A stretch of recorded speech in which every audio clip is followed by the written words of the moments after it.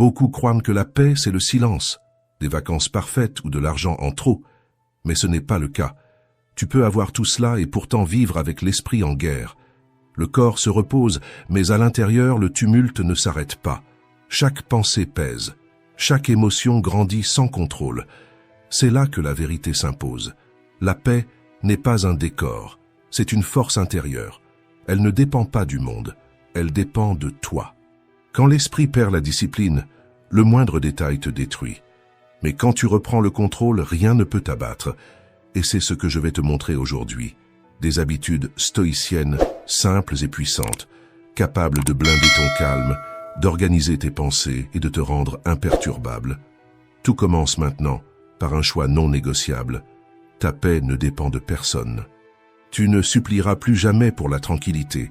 Tu entraîneras ton esprit sans relâche, jusqu'à le transformer en ton arme la plus puissante. Écris dans les commentaires « Aujourd'hui, rien ne m'atteint.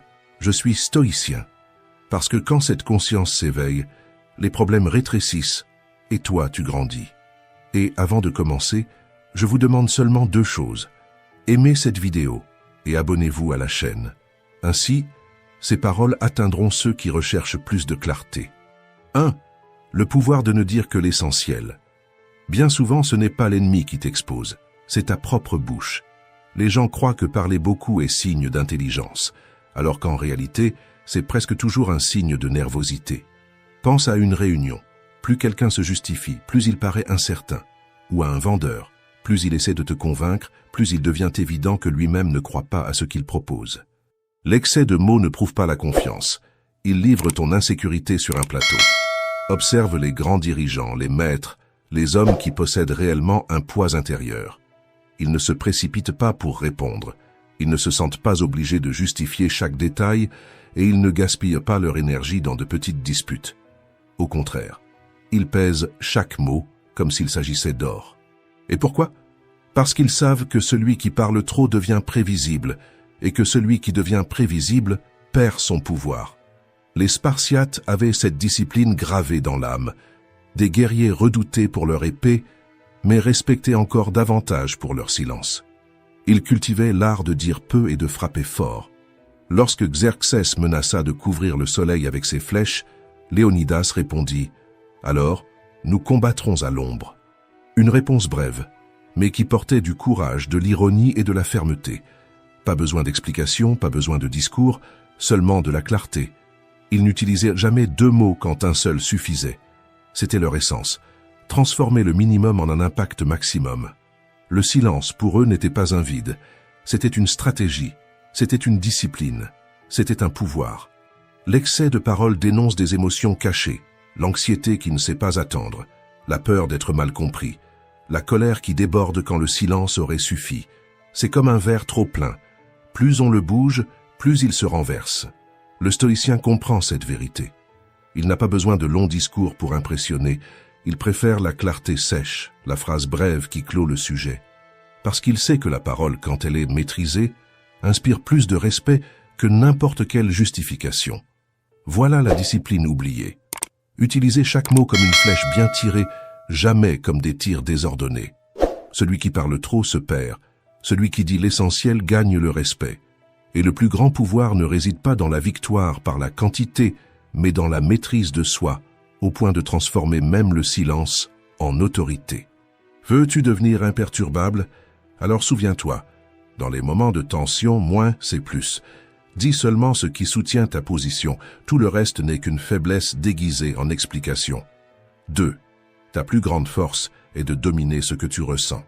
Combien de fois as-tu déjà pris une décision sous l'effet de la colère et quelques minutes plus tard, tu t'es rendu compte que tu avais remis ton pouvoir entre les mains de l'impulsion? C'est ainsi que beaucoup deviennent prisonniers, non pas de la vie mais de leur propre désordre intérieur.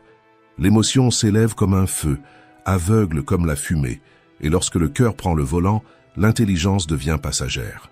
Le monde est rempli d'exemples de personnes brillantes qui ont ruiné leur réputation en quelques secondes. Un dirigeant qui crie en public, un professionnel qui explose devant son équipe, un père qui perd le contrôle et dit ce qu'il n'aurait jamais dû dire. L'intelligence peut mettre des années à construire le respect, mais une émotion mal maîtrisée détruit tout en un instant. Les stoïciens avertissaient déjà « N'est pas libre celui qui ne se gouverne pas lui-même ».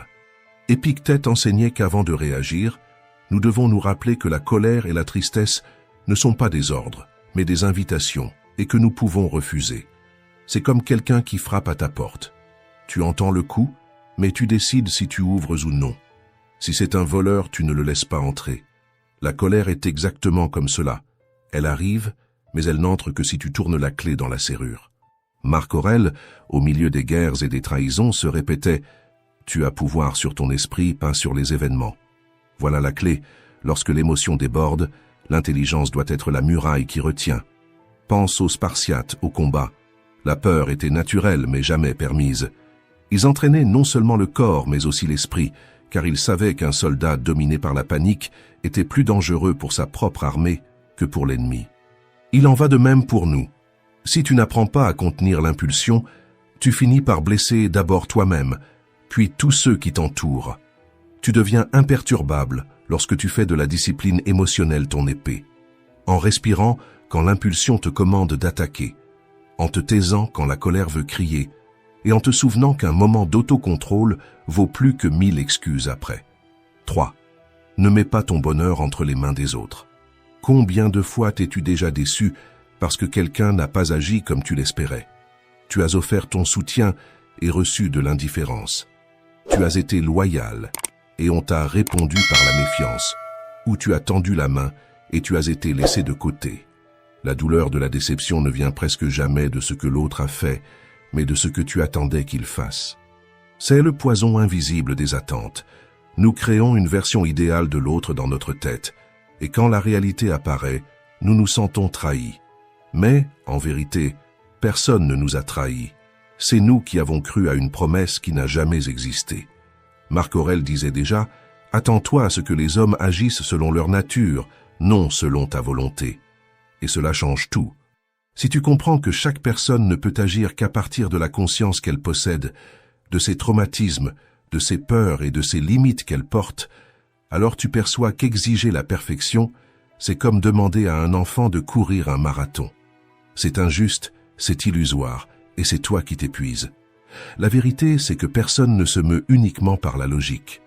Chaque comportement est guidé par des expériences profondes, par des cicatrices invisibles et par des racines émotionnelles qui façonnent la manière dont quelqu'un réagit face à la vie. Comme le rappelle Morgan Housel dans Psychologie financière, personne n'agit seulement en fonction de ce qui se passe maintenant, chaque attitude est le reflet de tout ce qui a été vécu. Un simple commentaire peut réveiller des insécurités d'enfance. Un silence peut porter des années de peur du rejet. Une réaction agressive peut être, en réalité, seulement le reflet de quelqu'un qui n'a jamais appris à être écouté. Réfléchis à cela. Tu offres du respect, mais tu reçois de la froideur. Au premier instant, tu crois que c'est personnel, que c'est contre toi. Mais la plupart du temps, ce n'est pas le cas. C'est simplement la douleur de l'autre qui parle fort. Celui qui n'a jamais appris à faire confiance se méfie. Celui qui n'a jamais reçu d'amour de soi ne sait pas offrir l'amour. Celui qui a toujours été blessé blesse souvent pour se défendre. Et c'est là que se trouve le tournant. Quand tu comprends que l'autre réagit à partir de son histoire, tu cesses d'attendre des fruits doux d'un sol qui n'a pas encore été préparé. Il ne s'agit pas d'accepter n'importe quoi. Il s'agit de te libérer de l'illusion que les gens agiront comme toi tu agirais. Cette libération ne diminue pas l'autre, elle te renforce toi. À partir d'aujourd'hui, n'attends plus une réciprocité exacte. Continue d'agir avec intégrité, non pas parce que les autres le méritent, mais parce que cela représente qui tu es. La maturité réside dans le fait de garder ton essence sans tomber malade, à force d'attendre des autres ce qu'ils ne peuvent pas encore donner. Continue à être entier, même si le monde autour de toi est encore brisé. 4. Arrête de chercher l'approbation. Commence à construire. L'un des plus grands ennemis de la paix intérieure est le besoin de prouver sa valeur en permanence. Nous voulons être acceptés, reconnus, valorisés, et dans l'empressement d'être vus, nous dépensons plus d'énergie à parler qu'à agir. Nous essayons d'impressionner avec des promesses, avec des justifications, avec de longs discours, mais, au fond, tout cela ne fait que révéler l'insécurité de celui qui a encore besoin d'être confirmé par les autres. Ce besoin de validation apparaît partout. Pense à un environnement de travail. Il y a toujours quelqu'un qui parle trop de ce qu'il prévoit de faire, des projets qu'il va livrer, de l'importance qu'il aura à l'avenir. Mais, en pratique, presque rien ne sort du papier, ou sur les réseaux sociaux, où beaucoup annoncent des victoires avant même de les avoir conquises, à la recherche d'applaudissements rapides qui disparaissent aussi vite qu'ils apparaissent. Plus quelqu'un a besoin d'annoncer, plus il montre qu'il n'a pas encore construit. Sénèque avertissait déjà, ce n'est pas l'homme qui a peu, mais celui qui désire infiniment plus, qui vit pauvre. Il en va de même pour la reconnaissance, celui qui doit constamment annoncer ce qu'il va faire. Révéler ses projets, se justifier, chercher l'approbation, montre qu'il ne fait pas encore confiance à sa propre construction. Pense à Thomas Edison, qui a passé des années à échouer avant d'inventer la lampe électrique. Il ne perdait pas son temps à essayer de convaincre le monde qu'il était sur la bonne voie. Pendant que les critiques parlaient, lui continuait à tester. Quand enfin il a allumé la lumière, il n'a pas eu besoin de discours. Le résultat a parlé pour lui et fait taire encore aujourd'hui toute voix contraire. C'est cela la leçon. Les paroles peuvent peut-être conquérir des applaudissements momentanés, mais les résultats construisent un respect durable. Celui qui se concentre sur les mots finit consumé par le besoin de prouver. Celui qui se concentre sur l'action trouve la liberté, parce que le résultat devient sa propre voix. Veux-tu devenir imperturbable? N'utilise pas ton énergie pour chercher l'acceptation dans les mots. Utilise-la pour construire quelque chose qui parle de lui-même. Parce qu'au bout du compte, personne ne se souvient de ce que tu as promis, seulement de ce que tu as livré. Et la vérité est simple. Le bruit du discours dure un instant, mais la force de l'exemple résonne toute une vie. 5. 10 personnes, 10 façons de penser différentes. Si tu vis en dépendant de l'approbation des autres, tu passeras toute ta vie en dette. Chaque personne qui croise ton chemin a une opinion, et si tu essaies de plaire à tout le monde, tu finiras par te perdre toi-même. Le même geste qui aujourd'hui t'apporte des applaudissements, demain peut susciter des critiques. Le même comportement qu'un tel loue, un autre le condamne. C'est ainsi parce que chaque regard est filtré par l'histoire de celui qui observe. 10 personnes, 10 mondes. 10 personnes, 10 opinions différentes. Si tu fondes ta vie sur ce tribunal, tu seras toujours prisonnier, comme un esclave tentant de deviner quelle sera la prochaine sentence. Sénèque disait, « Si tu vis pour plaire aux autres, tu meurs chaque fois que tu es critiqué. » Et cela reste actuel. Pense à quelqu'un qui publie sur les réseaux sociaux et efface quelques minutes plus tard, parce qu'il n'a pas reçu assez de j'aime. Ou à celui qui, au travail, renonce à proposer une idée par peur de ce que l'on dira. Ou encore à cette personne qui, au sein même de sa famille, ne montre jamais ce qu'elle pense vraiment parce qu'elle craint le jugement. La quête d'approbation constante transforme même les plus forts en otages invisibles. L'histoire le montre à une échelle grandiose. Socrate, considéré aujourd'hui comme l'un des plus grands philosophes de tous les temps, fut condamné à mort par l'opinion de la majorité. S'il avait modelé sa pensée pour plaire, il aurait survécu, mais au prix de sa vérité. Il a préféré mourir fidèle à ce qu'il croyait plutôt que de vivre emprisonné par le jugement d'autrui. Voilà le point. Si même les plus grands ont été critiqués, pourquoi crois-tu que tu serais épargné? Tu n'auras jamais de contrôle sur ce que les autres pensent de toi, mais tu auras toujours le contrôle sur ce que tu décides d'être, malgré cela. Et c'est là le plus grand pouvoir humain, garder son intégrité même quand le monde entier pointe du doigt. Veux-tu devenir imperturbable? Alors accepte. Critiques et éloges ne sont que des échos. Ne fonde pas ton identité sur l'oscillation du public. Ne gaspille pas ton énergie à tenter de déchiffrer ce que chacun pense. Construis une vie solide, car au final, ce qui pèse réellement, ce n'est pas ce que les autres ont dit, mais ce que tu es devenu. Et rappelle-toi, le monde peut être en désaccord, mais ta conscience ne peut pas mentir. 6. Les distractions marchent toujours derrière toi. As-tu déjà remarqué que plus tu donnes ton attention à une distraction, plus elle grandit? C'est comme un chien affamé. Si tu le nourris, il ne s'en va pas. Il revient chaque jour en demandant encore plus. Les distractions fonctionnent de la même manière, chaque fois que tu leur cèdes. Tu entraînes ton esprit à être dominé par ce qui n'a aucune importance. Le problème, c'est que nous ne remarquons presque jamais le prix de tout cela. 5 minutes à regarder ton téléphone deviennent une demi-heure perdue. Un commentaire négatif occupe ton esprit pendant toute une journée. Une comparaison sur les réseaux sociaux vole des semaines d'estime de soi. Et lorsque tu additionnes tout, tu découvres que ce n'est pas le monde qui t'a volé du temps, de l'énergie et de la joie. C'est toi qui as donné, distraction après distraction. Marc Aurèle avertissait, « Tu as toujours pouvoir sur ton esprit, non sur les événements.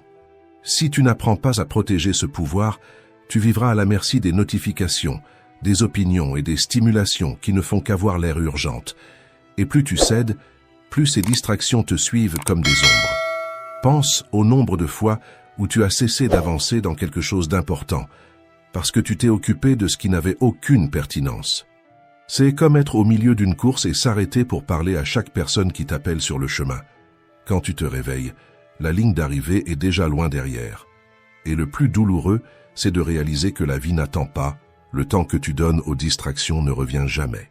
Au travail, combien de fois as-tu laissé des projets inachevés parce que tu as répondu à chaque notification qui apparaissait? Dans tes études, combien de pages ont été abandonnées parce qu'un onglet ouvert a détourné ta concentration? Chaque distraction semble petite, mais ensemble elles forment un immense détour, une brèche dans ton énergie vitale. Les stoïciens entraînaient leur concentration comme une arme. Ils savaient qu'un esprit dispersé est vulnérable, mais qu'un esprit entraîné est invincible. Chaque distraction que tu refuses est une brique de plus dans la forteresse de ta discipline. Et cette discipline, lorsqu'elle est bien construite, est comme une richesse invisible. Personne ne peut la voler, personne ne peut la dépenser à ta place. Si tu veux devenir imperturbable, choisis consciemment ce qui mérite ton énergie. Ne suis pas chaque bruit, ne nourris pas chaque distraction. Rappelle-toi, tout ce que tu cultives grandit. Si tu cultives l'essentiel, tu récoltes du progrès. Si tu cultives les distractions, tu récoltes du vide. Et à la fin, il n'y a qu'une seule question qui compte vraiment. Dépenses-tu ta vie pour ce qui en vaut la peine ou laisses-tu les distractions garder le commandement? 7. Quand tu apprends à dire non, la vie commence à changer. Dire non, c'est comme fermer la porte de la maison la nuit. Ce n'est pas de la grossièreté, c'est de la protection. Tu ne verrouilles pas ta porte parce que tu détestes tes voisins, mais parce que tu sais que tout le monde ne peut pas entrer. Ton esprit, ton temps et ton énergie ont eux aussi besoin de cette muraille invisible. Le problème, c'est que, poussés par le besoin de plaire, nous laissons la porte toujours ouverte. Nous acceptons des conversations inutiles, des réunions vaines, des tâches qui ne nous appartiennent pas. Chaque oui forcé, c'est comme permettre à des inconnus d'entrer et de mettre le désordre dans ton salon. Et quand tu t'en rends compte, tu vis dans une maison qui ne te ressemble plus du tout. Épictète disait « Si tu veux être respecté, commence par te respecter toi-même. » Et le respect commence justement ici, à la limite claire entre ce qui entre et ce qui reste dehors. Pense à quelque chose de simple, ta boîte mail ou tes messages. Chaque fois que tu réponds à tout, immédiatement tu enseignes aux autres que ton attention n'a pas de filtre. Mais quand tu apprends à dire « non », même en silence, tu crées de l'espace pour ce qui compte vraiment. L'histoire nous le rappelle aussi. Michel-Ange, pressé par des mécènes et des puissants de son époque, a refusé des travaux qui n'étaient pas alignés avec ce qu'il croyait être son véritable art. Il a préféré supporter les critiques plutôt que de consacrer sa vie à des œuvres qui ne reflétaient pas sa vision. Si même les grands ont dû dire « non » pour protéger l'essentiel, pourquoi crois-tu que tu peux tout donner sans te perdre? Ne te trompe pas, chaque « oui » coûte cher. Cela coûte des heures de sommeil, la paix intérieure, la santé physique. Et à la fin, c'est toi qui payes l'addition, seul. La peur de décevoir les autres se transforme en certitude de te décevoir toi-même. Veux-tu devenir imperturbable? Apprends à valoriser le non autant que le oui, parce que chaque non dit à ce qui t'égare est en réalité un oui à ta clarté, à ta liberté et à la vie que tu veux construire. 8. Ne te perds pas à vouloir être parfait. L'obsession de la perfection est une prison dorée. Tu crois rechercher l'excellence, mais en réalité, tu te caches derrière une peur déguisée. Le perfectionniste ne vit pas, il remet à plus tard. Il ne commence pas, il attend. Il ne crée pas, il révise. Et tandis qu'il essaie de polir chaque détail, la vie continue sans demander la permission. C'est comme sculpter une statue et ne jamais permettre qu'elle soit vue. Chaque trait devient un prétexte pour s'arrêter, chaque imperfection, une excuse pour repousser, Mais la vie ne récompense pas ce qui est resté caché. Elle récompense ce qui a été offert au monde, même imparfait. Léonard de Vinci, l'un des plus grands génies de l'histoire, a laissé des œuvres inachevées. Non pas parce qu'elles étaient parfaites, mais parce qu'il comprenait que la grandeur ne réside pas dans l'élimination de chaque défaut, mais dans le courage de montrer ce qui existe déjà en nous. La véritable force ne se trouve pas dans l'achèvement sans erreur, mais dans l'audace d'exposer ce que beaucoup enterrent à jamais par peur. Et voici la dure vérité. Tu es né avec un don, un talent, une lumière. Peut-être qu'ils ne sont pas valorisés par le monde qui t'entoure, mais cela ne les rend pas moindres. La plus grande erreur, c'est de les cacher au nom de la perfection en attendant le bon moment qui ne vient jamais. Car la perfection n'est pas une vertu, c'est un masque. C'est la peur d'être critiqué, la peur d'échouer, la peur de ne pas être à la hauteur. Et comme l'a écrit Marianne Williamson, notre plus grande peur n'est pas d'être inadéquat. Notre plus grande peur est de réaliser que nous sommes puissants au-delà de toute mesure. C'est notre lumière et non notre obscurité qui nous effraie le plus. Nous nous demandons « Qui suis-je pour être brillant, magnifique, talentueux, fabuleux ?» En réalité, qui es-tu pour ne pas l'être? Tu es un enfant de Dieu. Voilà le véritable dilemme. Ce n'est pas l'erreur qui paralyse, c'est le courage de briller qui effraie. Quand tu te rapetisses pour rentrer dans un moule, tu n'es pas humble. Tu nies simplement au monde ce que toi seul peux offrir. Toi, en pensant petit, tu n'aides pas le monde. En te cachant, tu ne protèges personne, tu n'enfermes que toi-même. Sénèque avait déjà prévenu. Pendant que tu ajournes la vie, elle passe. Combien de livres n'ont jamais été écrits? Combien d'entreprises n'ont jamais vu le jour? Combien de mots n'ont jamais été prononcés parce que quelqu'un attendait le moment parfait? Tout cela au nom d'un idéal qui n'existe que dans l'imagination. Veux-tu devenir imperturbable? Remplace la perfection par le progrès, remplace l'exigence par le courage, remplace la peur par le mouvement. Car au bout du compte, ce n'est pas la perfection qui transforme ta vie, c'est la discipline d'avancer malgré les imperfections. 9. Toute la vie est un emprunt. Vous ne possédez rien de façon définitive, ni votre santé, ni vos biens, ni même les personnes que vous aimez. Tout est un emprunt de la vie, accordé pour un temps limité. Et plus tôt vous comprenez cela, plus léger vous devenez. Marc Aurèle se répétait à lui-même, « Tu peux quitter la vie dès maintenant. » Que cela détermine ce que tu fais, ce que tu penses et ce que tu dis. Non pas comme une invitation au pessimisme, mais comme un rappel que rien n'est garanti. Le lendemain n'est pas assuré, le présent est la seule possession véritable.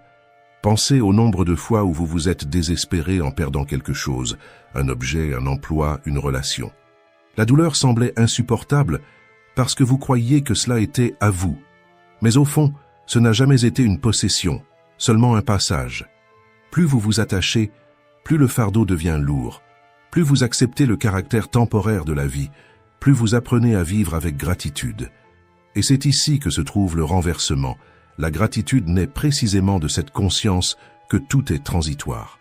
Si la vie n'a jamais promis la permanence, chaque instant que vous recevez est un bonus, un cadeau.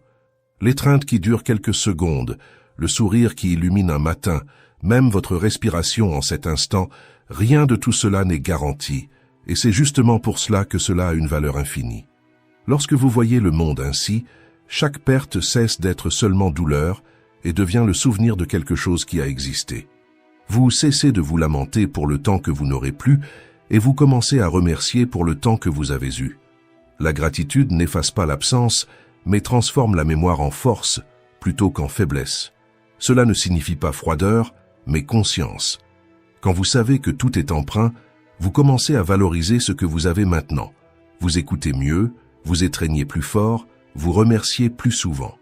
L'imperturbable n'est pas celui qui se ferme pour ne pas ressentir, mais celui qui ressent profondément sans s'attacher à la peur de la perte. Rien n'est possession, tout est présent. Vivez de telle manière que, si demain on vous l'enlevait, vous n'ayez pas de regret mais de la gratitude pour le temps que vous avez eu. 10.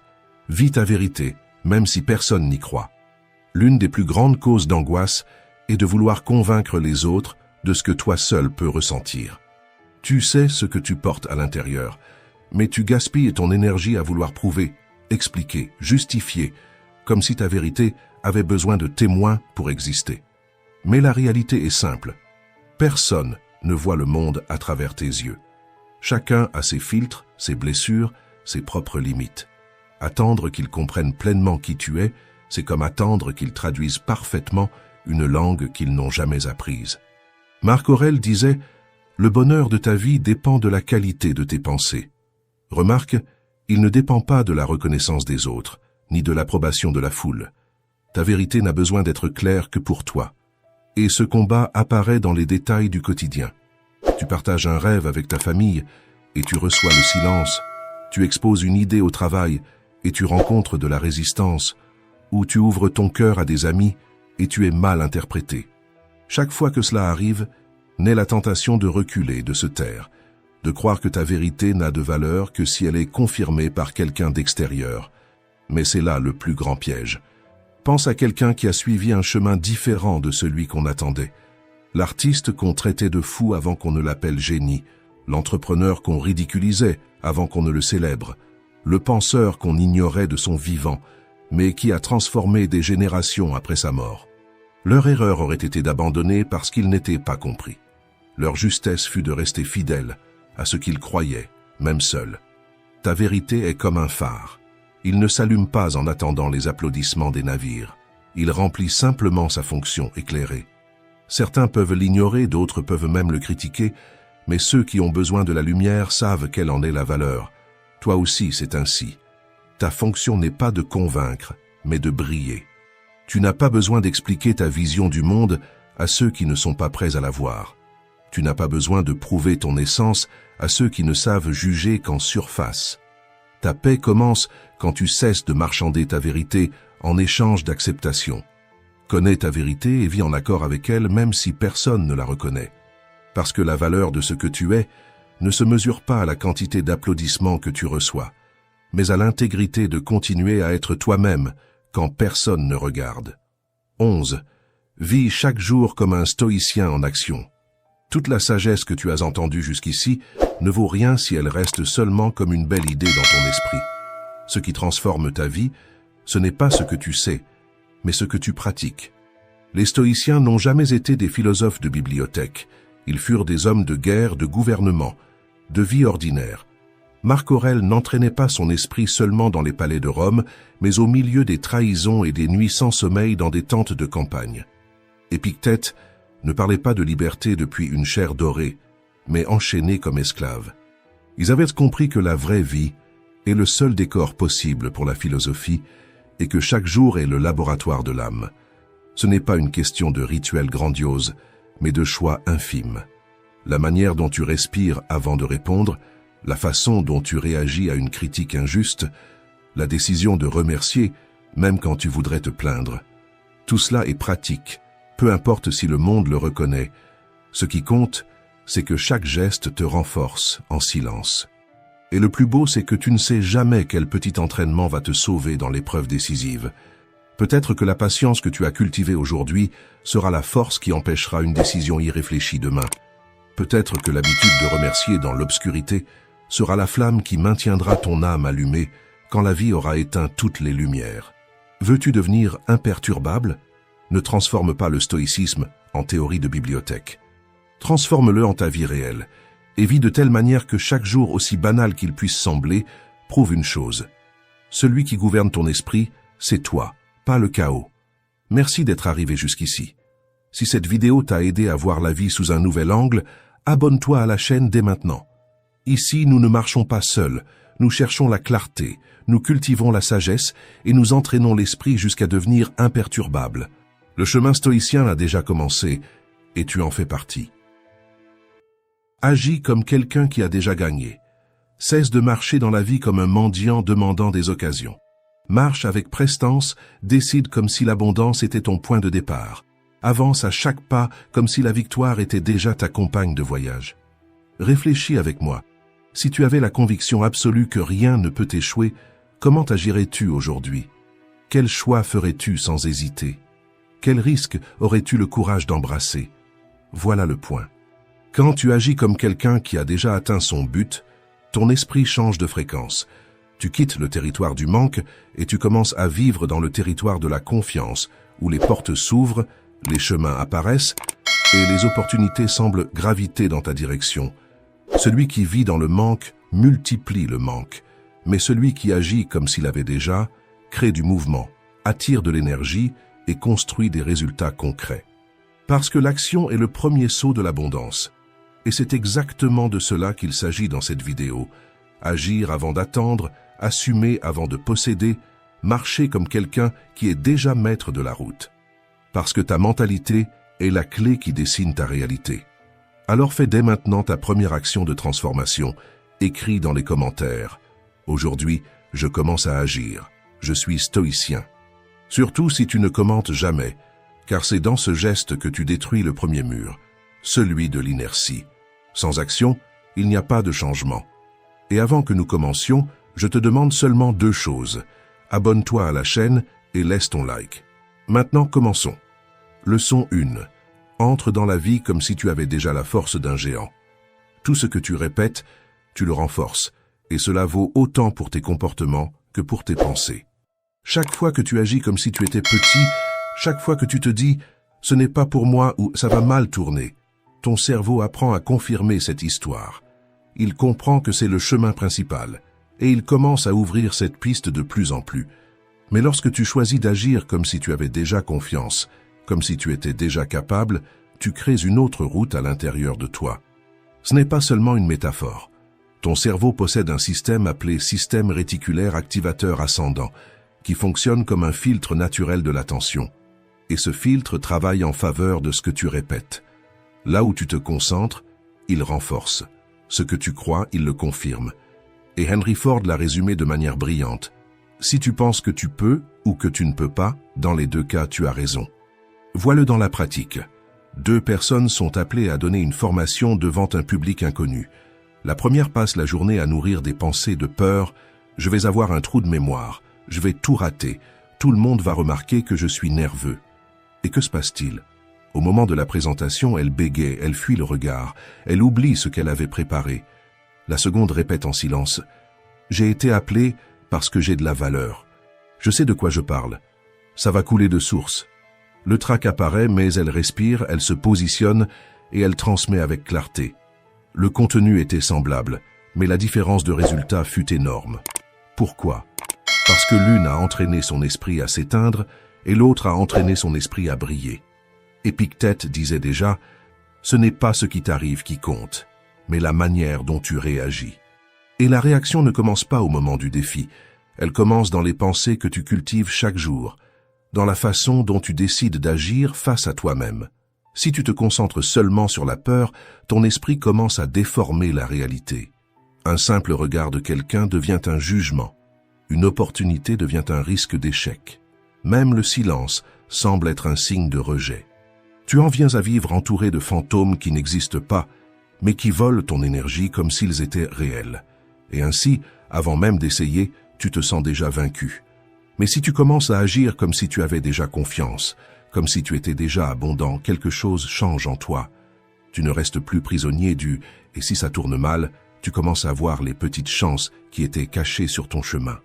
Et plus tu agis dans cette direction, plus tu perçois que ce qui semblait impossible n'était qu'invisible pour celui qui restait paralysé. C'est pourquoi la clé n'est pas d'attendre le courage pour agir, mais d'agir pour que le courage naisse. Ton cerveau répond au mouvement, pas à la promesse. Chaque pas fait est une preuve concrète que tu ne vis plus dans le manque, mais dans la possibilité. Alors réponds avec sincérité. Où ton radar est-il allumé aujourd'hui? Sur la peur ou sur la possibilité? Sur la rareté ou sur l'abondance? La réponse n'est pas dehors, elle est dans les petits gestes que tu choisis de répéter. Leçon 2. Vis entouré d'opportunités. Agis comme si tu avais déjà accès au monde que tu désires. Marche comme si tu en faisais déjà partie. Quand tu t'entoures d'environnements plus vastes, ton esprit commence à s'élargir. Et ce qui paraissait inaccessible devient soudain quelque chose de naturel. Pense. Si aujourd'hui tu ne côtoies que des personnes qui se contentent de peu, chaque pas au-delà du minimum semblera exagéré ou avide. Mais lorsque tu t'approches de ceux qui ont déjà conquis ce dont tu rêves, soudain, l'abondance cesse d'être une fantaisie et devient simplement une question d'action, de stratégie et de mentalité. Celui qui vit entouré de limitations ne voit que des barrières. Celui qui vit entouré de possibilités voit des chemins. Voilà la force de la proximité. Elle crée la preuve vivante que c'est possible. Le cerveau a besoin de voir pour croire, et rien n'est plus puissant que de constater de près que le succès est réel. Épictète avertissait déjà, souvent, nous devenons ce que nous contemplons. Ce que tu regardes, ce que tu écoutes, avec qui tu te connectes, tout cela détermine la taille de tes pas et la direction de ta vie.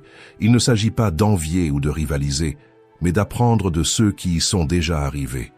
Newton disait, « Si j'ai vu plus loin, c'est parce que je me suis appuyé sur les épaules de géants. » Il est devenu l'un des plus grands génies de l'histoire, parce qu'il a su apprendre de ceux qui l'avaient précédé. Et c'est cela qui transforme les limites personnelles en pont vers l'extraordinaire. Si cela a été possible pour quelqu'un, cela peut aussi l'être pour toi. Mais il faut changer le paysage qui nourrit ton esprit. C'est pourquoi choisis avec intention. Recherche des personnes, des environnements et des idées qui te renforcent. Car quand tu agis comme si tu appartenais déjà à ce niveau, ton cerveau commence à travailler pour t'y placer réellement. Et si cette leçon a eu du sens pour toi, commente ci-dessous, je m'entoure de ce qui me renforce. Car aucun changement n'arrive isolément. L'environnement peut accélérer ou saboter ce que tu essaies de construire. Leçon 3. La façon dont tu te perçois détermine la vie que tu construis. Peu importe combien de compliments tu reçois, combien de personnes t'admirent ou combien de résultats tu as déjà obtenus. Si, à l'intérieur de toi, tu continues à te voir comme quelqu'un de petit, de limité ou d'insuffisant, tes choix vont refléter cette image déformée. C'est comme essayer d'élever un gratte-ciel sur du sable. Peu importe la qualité des matériaux, il ne se soutient pas. De la même manière, il ne sert à rien d'avoir du talent, de la connaissance et de la préparation si, au fond, tu crois que tu ne le mérites pas. Parce que cette croyance sabote au moment le plus important. Tu te tais quand tu devrais parler. Tu acceptes moins que ce que tu désires. Tu t'excuses même d'exister. Pense à une scène simple. Quelqu'un entre dans un entretien d'embauche en se sentant inférieur. La voix sort faible, le regard fuit, le corps se replie. L'intervieweur ne perçoit pas de l'humilité, il perçoit de l'insécurité. Et l'opportunité s'échappe, non pas parce que cette personne n'était pas capable, mais parce qu'elle a agi comme quelqu'un qui ne croyait pas en elle. Maintenant, imagine la même personne avec les mêmes compétences, mais avec une autre posture, la tête haute, la voix claire, une présence ferme. Elle ne fait pas semblant d'être parfaite. Elle choisit simplement d'agir comme quelqu'un en croissance, quelqu'un qui croit déjà en sa propre force. Cette attitude change tout. Épictète disait « Rien de grand ne se crée soudainement ». Et cela vaut aussi pour toi. Tu n'as pas besoin d'attendre d'avoir toutes les réponses pour agir avec confiance. Tu peux commencer dès maintenant, en te traitant comme quelqu'un de digne, en marchant comme celui qui mérite, en parlant comme celui qui connaît sa propre valeur. Ce n'est pas de la fausseté, c'est une direction. Feindre dans ce sens, ce n'est pas mentir, c'est anticiper la version plus grande de toi-même. C'est donner à ton esprit un nouveau modèle de comportement, plus fort, plus ferme, plus aligné avec l'avenir que tu veux construire. Parce que si tu continues à te voir comme fragile, tes attitudes vont se rétrécir avec cette vision. Mais lorsque tu commences à te lever avec présence, à te positionner avec fermeté et à te respecter, tu envoies un message silencieux au monde « Je suis plus grand que ce qu'on a essayé de me faire croire ». À ce moment-là, tes croyances, tes douleurs, les difficultés que la vie t'a imposées, rien de tout cela ne définit qui tu es. Ton passé ne définit pas ta taille. Tu n'es pas ce qui t'est arrivé. Tu es ce que tu choisis de faire à partir de maintenant. Chaque nouvelle action est comme changer de miroir. L'image reflétée cesse d'être celle des blessures et devient celle de la décision de grandir. Si c'est le tournant dont tu as besoin, commente ici, je choisis de me voir avec force. C'est la première brique de la nouvelle vie qui commence à l'intérieur. Leçon 4. Agis avec la certitude de celui qui a déjà gagné. Imagine un acteur sur le point d'entrer en scène. Il n'a pas encore reçu d'applaudissements, il ne sait pas si le public va aimer, mais il est déjà là, vivant le personnage comme s'il était réel. Il respire, il parle et il bouge, comme si le rôle lui appartenait déjà. Pour toi, c'est la même chose. Avant même de conquérir ce que tu désires, agis comme si le chemin était déjà en marche. C'est le début de la transformation. Tromper ton esprit volontairement jusqu'à ce qu'il comprenne que cela fait déjà partie de ta vie. Notre cerveau ne différencie pas ce qui est réel de ce qui est imaginé avec conviction. C'est pourquoi, quand tu agis comme la personne que tu souhaites devenir, ton esprit reprogramme pensée, émotions et comportements. La réalité commence à changer de l'intérieur vers l'extérieur. C'est ce que nous appelons reprogrammation mentale. Une décision de se comporter comme si la victoire n'était qu'une question de temps. Cette posture change ton énergie, ton ton de voix, ton regard. Pense à quelqu'un qui ouvre une entreprise. S'il agit avec doute, parle avec insécurité, s'excuse d'essayer, il transmet du désespoir. Personne ne fait confiance à celui qui ne transmet pas de confiance. Maintenant, imagine quelqu'un qui arrive avec une posture ferme, regarde dans les yeux, présente ses idées avec clarté, sans avoir besoin de rien prouver. Même sans résultats immédiats, cette attitude inspire le respect, éveille la curiosité et attire des portes qui étaient fermées. C'est ainsi dans n'importe quel domaine. Un candidat lors d'un entretien, un athlète dans une compétition, quelqu'un qui défend un projet. Celui qui hésite perd de l'espace. Celui qui se positionne comme s'il était déjà capable conquiert l'attention et la crédibilité. Les gens croient en celui qui croit déjà en lui-même. C'est pourquoi Marc Aurèle rappelait « Ce qui empêche l'action fait avancer l'action ». Un diamant n'existe pas sans pression, tout comme tu ne grandis pas sans défi. La peur, le doute et le jugement des autres peuvent être exactement le décor dont tu as besoin pour prouver ta force, mais seulement si tu fais le premier pas. L'attitude vient avant la conquête. N'attends pas de garantie, agis comme celui qui a déjà décidé de gagner. Si aujourd'hui était le jour où tout commence à bien tourner, comment te comporterais-tu? Alors commence ainsi. Fin la confiance jusqu'à ce qu'elle devienne naturelle. Fin la clarté jusqu'à ce qu'elle devienne réelle. Agis comme celui qui a déjà gagné, car c'est ainsi que la victoire cesse d'être un rêve lointain et devient inévitable. Et si ce basculement mental a déjà commencé en toi, commente. Je m'entraîne à ma victoire, parce que tout ce que tu répètes avec intention commence à devenir réalité. Leçon 5. La force commence dans ta posture. Le monde perçoit qui tu es bien avant d'entendre un seul mot. Ton corps, ta posture, ton regard, tout communique déjà la manière dont tu te vois et combien tu crois en toi. Le corps est un discours silencieux, mais puissant. Il révèle si tu agis comme le maître de ta propre vie ou comme quelqu'un qui s'excuse d'exister. Si tu marches la tête baissée, évite les regards, parle d'une voix tremblante et occupe peu d'espace. Tu ne fais pas seulement montrer ton insécurité, tu es en train de la renforcer en toi. Parce que chaque geste de faiblesse enseigne à ton cerveau à croire que tu es plus petit que tu ne l'es réellement. Maintenant, imagine l'opposé. Tu te réveilles dans la maison dont tu as toujours rêvé. Tu enfiles un vêtement qui met en valeur ta meilleure version, tu montes dans la voiture que tu désirais et tu te diriges vers la réunion la plus importante de ta vie. Quel serait ton regard, ta démarche, ta voix?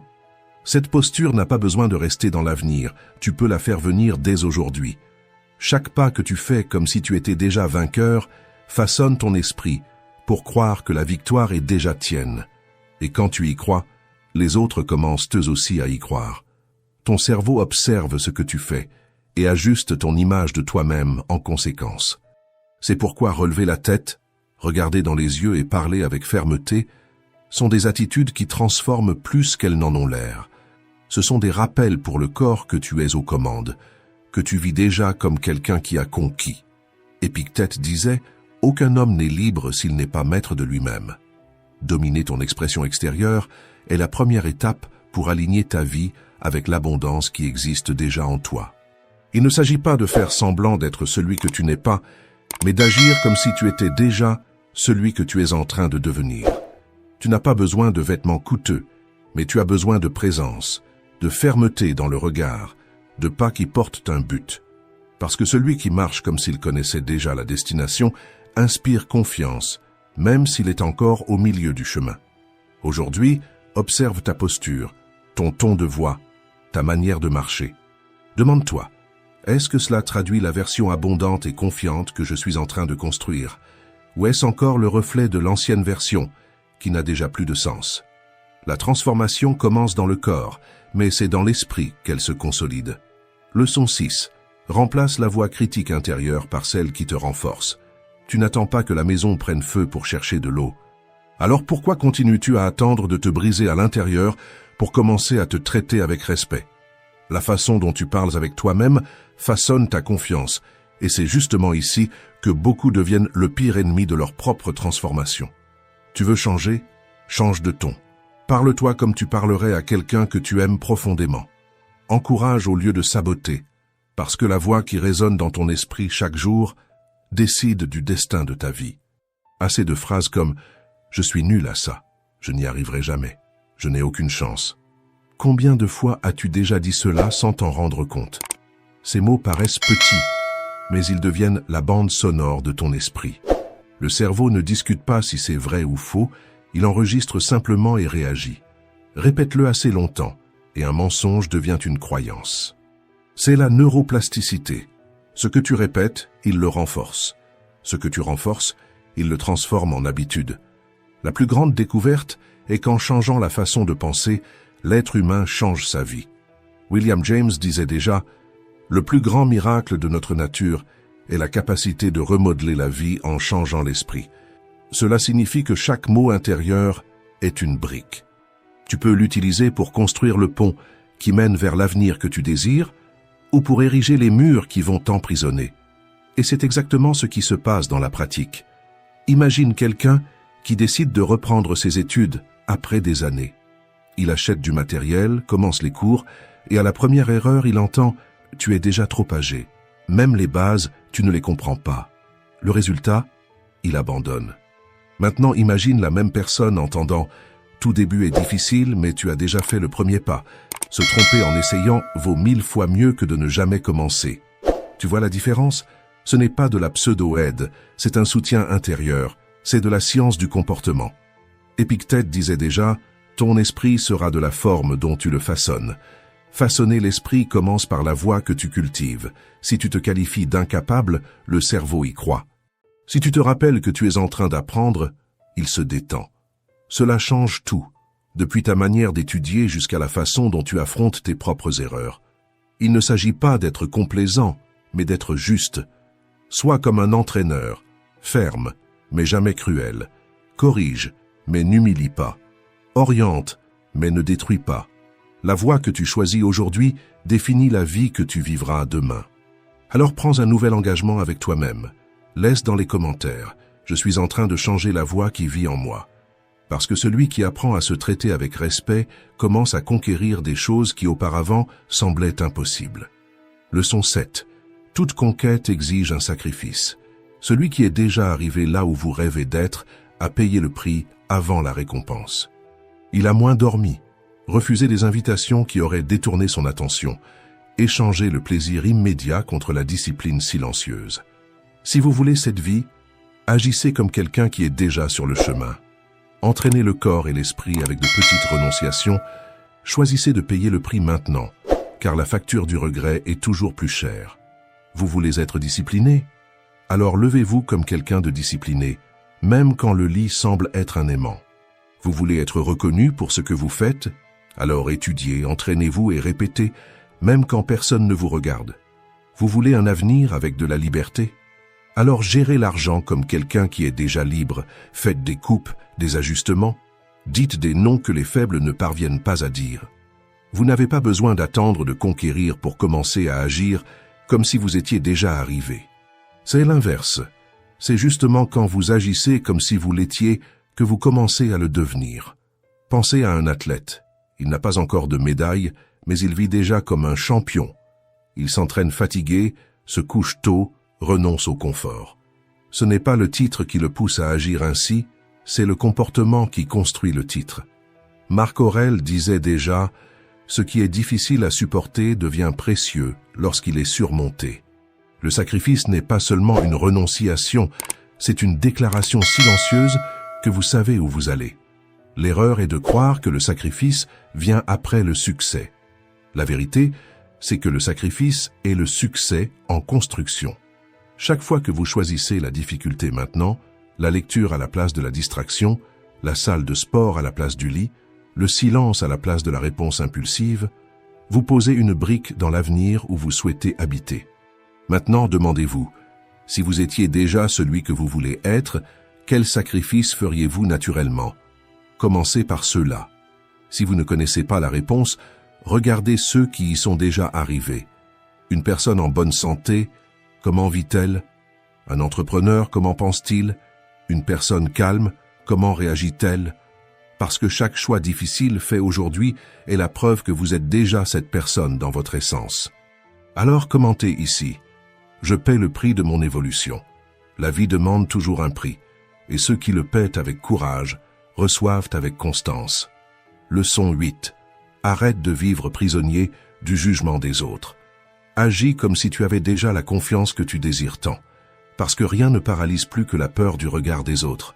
Tu sais ce que tu veux, tu sais ce que tu dois faire, mais au moment où tu élèves la voix, tu imagines déjà les regards. Au moment où tu publies quelque chose, tu anticipes déjà les critiques. Et quand tu tentes quelque chose de nouveau, tu entends mentalement des rires qui n'ont même pas eu lieu. Cette peur est traîtresse, parce qu'elle n'arrive pas en criant.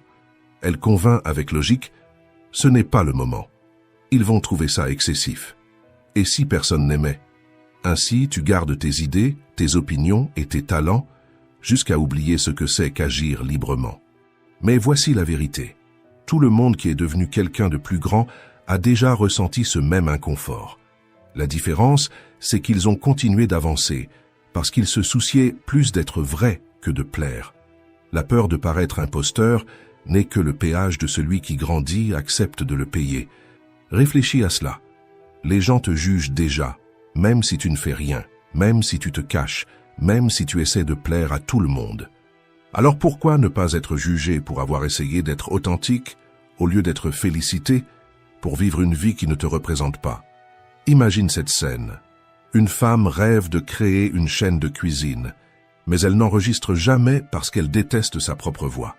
Pendant ce temps, quelqu'un avec moins de technique et moins de préparation a du courage, enregistre, se trompe, apprend, s'améliore et grandit. Parce que le courage gagne toujours face à la perfection. Épictète disait déjà, si tu veux être bon, accepte de paraître sot. Accepte d'être mal compris au début. Accepte de ne pas plaire à tout le monde. Parce que si tu n'as pas le courage d'être qui tu es, tu passeras ta vie à jouer un rôle que tu n'as jamais choisi. La liberté commence quand tu cesses de demander la permission d'être authentique. C'est cette posture qui change tout. Tes décisions, ton estime de toi et tes relations. Celui qui ne se plie pas au jugement des autres marche, enfin, la tête haute. Si cette clé s'est tournée en toi, commente ici. Je ne demande plus la permission d'être qui je suis. Parce que la seule approbation dont tu as besoin pour vivre vraiment, c'est la tienne. Leçon 9. Apprends à gravir. Chaque obstacle est une chance déguisée. Tout le monde veut grandir, mais presque personne ne veut être mis à l'épreuve. Sauf qu'il n'existe pas d'évolution sans épreuve. Celui qui fuit les tests fuit aussi sa propre croissance. Parce qu'ils ne sont pas des punitions, ils sont l'appel vers ta prochaine version. La vie n'attendra pas que tu te sentes prêt. Elle place simplement quelque chose de difficile sur ton chemin, sans avertir et observe. Vas-tu reculer, ou vas-tu utiliser cela comme un tremplin pour monter? Beaucoup, face à la première difficulté, abandonnent déjà. Ils voient l'obstacle comme une menace, comme une attaque personnelle. D'autres respirent profondément, ajustent leur concentration et l'affrontent comme un entraînement. Peut-être qu'ils se trompent, mais ils restent debout. Et c'est exactement cela qui différencie ceux qui ne font qu'essayer, de ceux qui gagnent. Pense à un marathon. Au départ, tous semblent forts, confiants, préparés. Mais la vérité apparaît dans la montée raide, celle qui exige tout. C'est là que se sépare celui qui voulait seulement participer, de celui qui est prêt à conquérir. Certains ralentissent, regardent autour d'eux, se plaignent. D'autres accélèrent, sachant que cette montée est le filtre naturel entre confort et dépassement. Marc Aurèle rappelait « Dieu ne te donne pas ce que tu veux, il te donne ce dont tu as besoin pour grandir. » Et ce dont tu as besoin, bien souvent, c'est justement ce qui t'arrache le plus de ta zone de contrôle. La critique dure, le plan qui échoue, la douleur qui expose tes limites. La vie n'est pas contre toi, elle est en train de te forger. L'obstacle n'est pas l'ennemi, c'est le maître.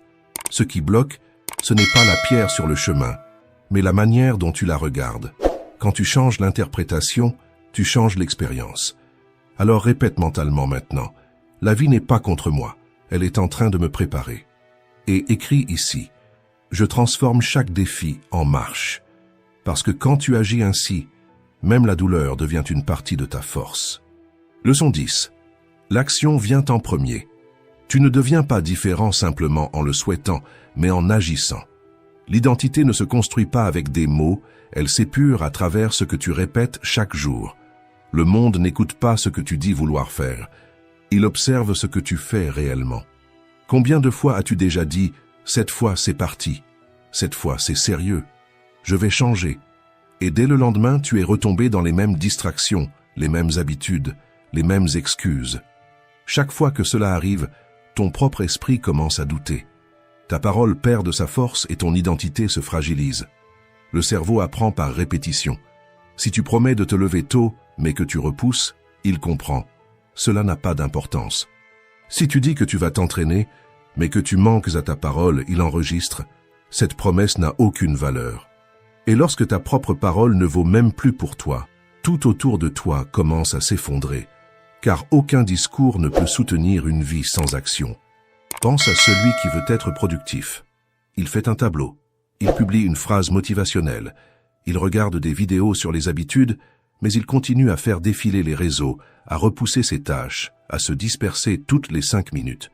L'intention existe peut-être, mais l'action révèle une autre vérité.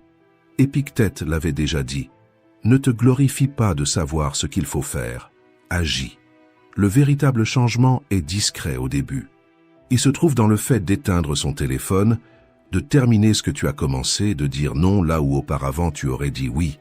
C'est dans cet entraînement silencieux que ta nouvelle version commence à naître. Tu veux être plus courageux? Dis ce que tu penses dans de petites situations. Tu veux être plus centré? Choisis le silence là où avant tu aurais réagi. Tu veux plus de confiance? Redresse ta posture et marche comme quelqu'un qui a déjà gagné, même si au fond tu trembles encore. C'est ainsi que tout commence. Tu agis d'abord et le sentiment vient après. La plupart abandonnent parce qu'elles veulent ressentir avant de commencer, alors que la vérité, c'est qu'en commençant seulement, tu finiras par ressentir. Si tu es arrivé jusqu'ici, c'est parce que quelque chose en toi a déjà commencé à bouger, et cela compte plus que n'importe quelle certitude. Tu es déjà sorti du pilote automatique, et celui qui s'éveille de l'inconscience a déjà amorcé la transformation. N'attends pas d'être prêt. Marc Aurèle rappelait « Ne perds plus de temps à discuter de la façon dont une bonne personne doit être. Sois-en une. » Alors, fais semblant comme si tu l'étais déjà. Agis comme si tu avais déjà décidé. Et répète cela jusqu'à ce qu'il n'y ait plus aucun doute sur celui que tu es devenu. Écris en commentaire. Je suis déjà en train de le devenir. Car le monde ne répond pas à ce que tu promets. Il répond à ce que tu prouves avec courage. Merci d'être arrivé jusqu'ici. Si cette vidéo t'a aidé à voir les choses sous un autre angle, je t'invite à t'abonner à la chaîne. Ici, nous avançons ensemble, en cherchant plus de clarté, en cultivant la sagesse et en fortifiant notre esprit.